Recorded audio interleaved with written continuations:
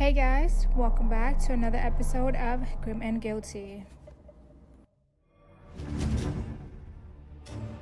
This is Grim and Guilty, where true crime meets the unanswered. Real cases, real victims, real questions. Let's get into it.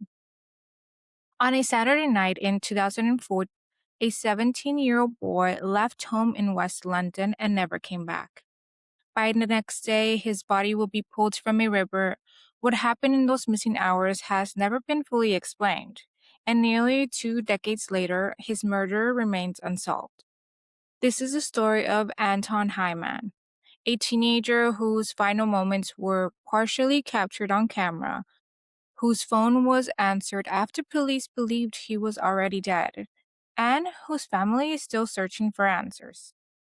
Anton Hyman was just 17 years old at the time of his death. To those who knew him, he was still very much a teenager, trying to find his place navigating young adulthood, and not believed by police to be deeply involved in serious criminal activity. Investigators later stated that Anton was not considered a major figure in organized crime or large-scale drug activity. He was unemployed at the time, and there was no immediate evidence that he was targeted as part of a robbery or random street violence. What made his death stand out was not just how young he was, but how extreme and personal the attack appeared to be. On Saturday, March 20th, 2004, Anton was seen in the Ealing Broadway area of West London. Witnesses and CCTV footage place him in the area that evening. Later at night, Anton was reportedly seen outside a fast food restaurant in Ealing Broadway. Police believe he may have gotten into a minicab by himself shortly after. Later that evening, security cameras captured Anton near Greenford Avenue and close to Brent Valley Park. That footage would become one of the last confirmed records of him alive. After that, Anton vanished. The following day, Sunday, March 21st, 2004, which was also Mother's Day, a man walking his dog near a bridge over the River Brent in Henwell made a disturbing discovery. Anton Hyman's body was found in the water face down. A post-mortem examination revealed that Anton had suffered a fatal stab wound directly to the heart. Further examination showed that he had also been shot and physically assaulted. The combination of injuries made it clear this was not a single act of violence. It was a sustained and brutal attack. One detail stood out to investigators.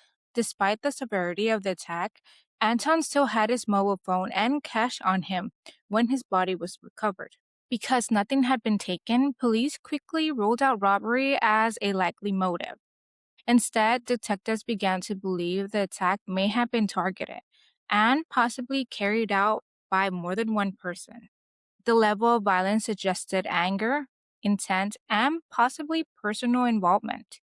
Following the discovery, police searched the surrounding area, including the river and nearby land.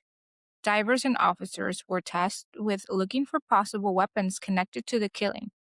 Investigators were particularly invested in locating a small caliber firearm and a knife believed to have been used in the attack. Whether those weapons were ever recovered has never been clearly confirmed to the public. One of the most unsettling details in Anton's case involves his mobile phone. At some point after Anton was last seen, and during a time window when police believe he may have already been dead, someone answered a call from his phone. Investigators attempted to trace who picked up the call. Those efforts were unsuccessful. The identity of the person who answered Anton's phone has never been publicly revealed. For his family, this detail remains one of the most haunting. Proof that someone else may have had access to Anton's belongings after his death. When Anton was found, police documented what he had been wearing, hoping it might help jog someone's memory. Bright, colorful gloves, blue and white boots, dark jeans, a dark gray fleece jacket. These details were included in public appeals, asking anyone who might have seen Anton or someone with him to come forward. Anton's mother, Vanessa Hyman, has spent years trying to keep her son's case alive. Through public appeals and posters, she has asked the community to help, even if someone thinks what they know is small or insignificant. For her, the pain isn't just the loss of her son, it's the silence, the not knowing, the reality that someone somewhere knows what happened and has never spoken. That Anton was found on Mother's Day has only deepened the emotional weight of the case. More than 20 years later, Anton Hyman's murder remains unsolved. No one has been charged, no one has been convicted, and no clear motive has ever been officially confirmed. Police have said they do not believe the attack was random and that more than one person may have been involved. But without witnesses willing to come forward and without key evidence, the case has gone cold. Someone knows what happened that night. Someone knows who Anton was with. And someone knows why he never made it home.